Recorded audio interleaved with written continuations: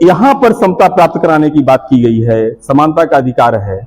अब दोनों में क्या डिफरेंस है? डिफरेंस तो हम सभी समझ लिए हैं। समता है जिसको हम निष्पक्षता तक आ गए हैं, कोई भेदभाव न करना, निष्पक्ष व्यवहार करना, उसको समता बोलेंगे। और समता समानता में जो हम डिफरेंस समझे हैं तो यह है कि यदि हम आवश्यकता अनुसार किसी की पूर्ति करते हैं लक्ष्य के अनुरूप, तो उसे हम समता बोलेंगे। आवश्यकता अनुसार, यदि आवश्यकता है, ठीक है, मतलब जैसे मान लीजिए कि मेरे पास ये चश्मा है, अभी चश्मा की आवश्यकता मुझे यह है कि हमारे आंख में दूरदृष्टि दोष है। अब दूसरा स्कूल का लड़का बोल दे कि हमको भी चश्मा चाहिए, उसकी आंख सही है, तो क्यों उसको आवश्यकता नहीं है? तो सिंपल सी बात है कि इसको ये हम बोले कि fair isn't everyone is getting same thing, it is not fair. ये सभी को समान चीजें दे दी जाए तो ये फेयर नहीं है, ये इक्विटी नहीं है। तब then what is the equity?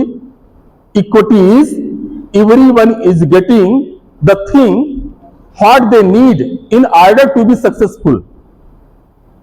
To be successful, सफल होने के लिए, इन ऑर्डर में उसको व्हाट दे नीड, उसको क्या जरूरत है, जिस चीज की जरूरत है उससे यदि प्राप्त हो जाए, वो चीज हमारी इक्विटी है, वही फेयर है, वही निष्पक्ष भाव है। अब जब इतनी बातें क्लियर हो गई हैं तो इसको थोड़ा और अच्छे से समझते हैं स्कूल परिप्रेक्ष्य में। अलग अलग जगह पर हम जाकर के क्लियर करेंगे तो क्लियर हो जाएगा। विद्यार्थियों के साथ समता का व्यवहार करना। हम लेक्चर डिलीवर कर दिए, किसी भी लेसन को पढ़ा दिए सभी बच्चों को, ये हुई समानता। लेकिन हमारे स्कूल में ऐसे भी विद्यार्थी हैं जो कुछ धीमी गति से सीख रहे हैं, तेजी गति से सीख रहे हैं, उनको तो समझ में आ गया।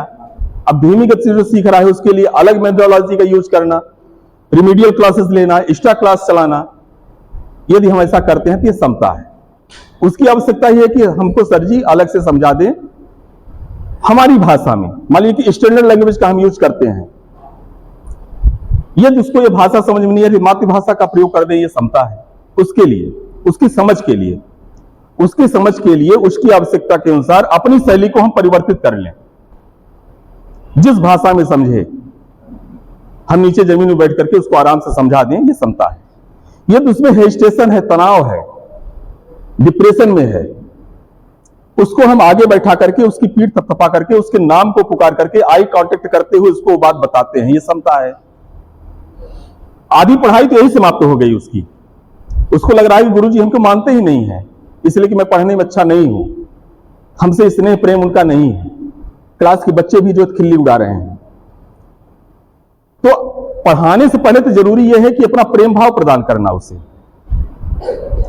उसको हाँ कभी हम प्रेम से बोले, आगे बुलाएं, तो आधी पढ़ाई उसका मन हम जीत लिए। अब मन जीतना ये समता है। पीएमडीए में भोजन वितरित हुआ, एक बच्चा घर से खा के आया है, उसको 2 रोटी की आवश्यकता नहीं हो रही है, एक ही रोटी में काम चला है, उसके हिस्से की रोटी हम उसको उस बच्चे को प्रदान करवा रहे हैं जो आज भूखा आया हुआ है, जो घर से नहीं खा के आया है। ये हुई समता। अब ये समता कौन प्रदान कराएंगे? टीचर। वहां पर ये हमारे ऑब्जर्वेशन में होना चाहिए कि उस बच्चे की आवश्यकता क्या है। इसको बोलते हैं केस स्टडी। पढ़ाना सबसे ज्यादा जरूरी नहीं है, उसके पीछे, पढ़ाने के पीछे हमको ये ढूंढना कि ये क्यों नहीं पढ़ पा रहा है, इसकी मानसिकता कैसी है। सब में यदि हम व्हाई लगाते हैं तो सबका उत्तर निकल आता है। अभिभावक स्कूल नहीं भेजते हैं, व्हाई, क्यों? 2-3 कारण हो सकते हैं। या तो वो पढ़ाई का महत्व नहीं जानते हैं, दूसरी चीज वो ये भी कहीं न समझते हो कि टीचर पढ़ा नहीं रहे हैं स्कूल में। अब इसको पहले तोड़ना है, तब स्कूल भेजेंगे। फिर पहली एक चीज और आती है कि जो स्कूल में विद्यार्थी आते हैं तो पहले, सबसे पहले तो उनको देखना है। यदि उनके हम योग्यता को बढ़ाते हैं, उसको एग्जाम्पल बनाते हैं कि ये स्कूल में आता है, किसको ये फायदा होता है, ये बनता है, और किसको दिखाना है? उस समुदाय को दिखाना है जिनके बच्चे नहीं आ रहे हैं, तब वो स्कूल भेजेंगे। या 2 स्कूल 3 स्कूल में कंपटीशन है, हम यहां पर प्राइवेट की बात नहीं करेंगे, उनका भी शिक्षा में योगदान है, विरोध हम क्यों करें? दूसरे के विरोध करने से अच्छा है कि अपने को अच्छा बना लेना। एक लाइन खींची हुई है, उसको छोटा करना है, उस लाइन को मिटाना नहीं है, उसके नीचे बड़ी लाइन खींच दीजिए, तो ऐसे भी छोटी लाइन हो जाएगी। तो यदि अपने स्कूल को हमको अच्छा बताना है तो दूसरे को ये नहीं बताना है कि वो चीज जो है तो कैसी है। चाहे प्राइवेट स्कूल हो चाहे गवर्नमेंट स्कूल ही हो, यदि हम चाहते हैं कि हमारे स्कूल में डिवीजन हो, तो क्यों हो? हमारे पेरेंट्स, हमारे समुदाय की क्या अपेक्षाएं हैं हमसे, उसको हम ला लें तो शुरू हो जाए। वर्तमान में जैसे हमारी कई अभिभावकों की इच्छा होती है इंग्लिश मीडियम की तरफ रुझान है, तो इंग्लिश की अच्छी पढ़ाई हो जाए। बच्चों को बुलवा दें स्टेज पर ला करके कि इंग्लिश बोल रहे हैं। बच्चों में एक्स्ट्राऑर्डिनरी कैपेसिटी हम दिखा दें 26 जनवरी 15 अगस्त को स्टेज पर, जब गांव वाले इकट्ठे होते हैं ना, जब उनकी मानसिकता ये रहे तो उनको हम बताएं कि भाई ये हमारे यहाँ आते हैं, देखिए इनसे ऐसा बनता है। और उसे भी मैं तो एक प्रयोग करता था कि मान लीजिए कि रामस्वरूप का लड़का हमारे स्कूल में पढ़ता है और घनश्याम का लड़का नहीं आ रहा है, तो रामस्वरूप को लड़के को मैं बोलता था कि जो तुम सीखे हो तो घनश्याम के द्वार पर जाकर के बड़े तेज से चिल्लाना, इसको पढ़ना, अंग्रेजी की कविता पढ़ना, श्लोक पढ़ना संस्कृत के, या आप गिनती पहाड़ा जो सुनाना, तो घनश्याम सुन ले, घनश्याम का लड़का भी सुने, तो सोचेगा अरे यार कल तो इससे नहीं बनता था, इससे बन रहा है तो स्कूल जाता है। हम एडवर्टाइज मतलब ये करना जरूरी है, हर स्कूल वाले करते हैं। और ये व्यवसायिक कार्य के लिए प्रशिक्षण हो रहा है, रूपांतरण के लिए हो रहा है, ट्रांसफॉर्मेशन के लिए हो रहा है। ट्रांसफॉर्मेशन मतलब जैसी हमारी स्कूल चल रही है उससे एक बेहतर स्थिति में हो जाए। अभी हम जब 1 जून से स्कूल जाएं तो बेहतर करने के लिए हम क्या प्लानिंग करें अपने एसएमसी बैठक के साथ। अभी साझेदारी का भी एक क्लास चलेगी, एक मॉड्यूल चलेगा, उसमें उसकी पूरी व्याख्या की जाएगी। तो हम सबके साथ बैठ करके एक लिस्ट बना करके और उसका उन्नयन कैसे हो, विद्यालय का उन्नयन मतलब उत्थान नयन, ऐसे काम जिसमें हमारे नेत्र ऊंचे हो जाए, उठ जाए, उसको उन्नयन बोलते हैं। चाहे अपने ही नजरों में हम हो, चाहे दूसरी की नजरों में।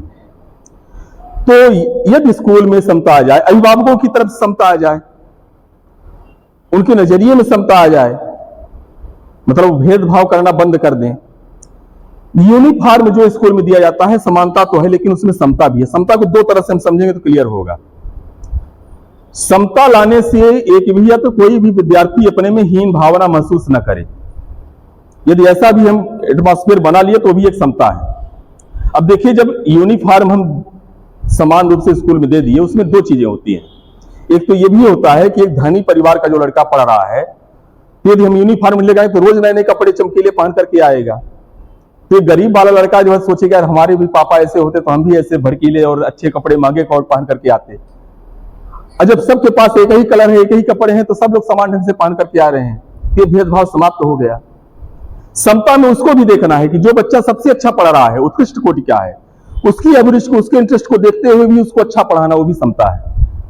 यदि हम उसको नहीं पढ़ाते, आधारभूत शिक्षा में ज्यादा हम ध्यान लगाते हैं, जैसे हमारे स्कूल में 30 बच्चे हैं, 10 बच्चे पढ़ना लिखना नहीं जानते हैं, लेकिन 10 ऐसे भी बच्चे हैं जो आपके कक्षा अनुरूप सिलेबस के अनुसार अकॉर्डिंग करिकुलर बहुत अच्छे से अपना सिलेबस तैयार कर लेंगे, आप पढ़ाएंगे। यदि उनको भी हम नहीं पढ़ा रहे तो उनके साथ भी अन्याय हो रहा है, तो उनको भी देखना है, सिलेबस को भी कंप्लीट करना है और आधारभूत शिक्षा में भी ध्यान देना है।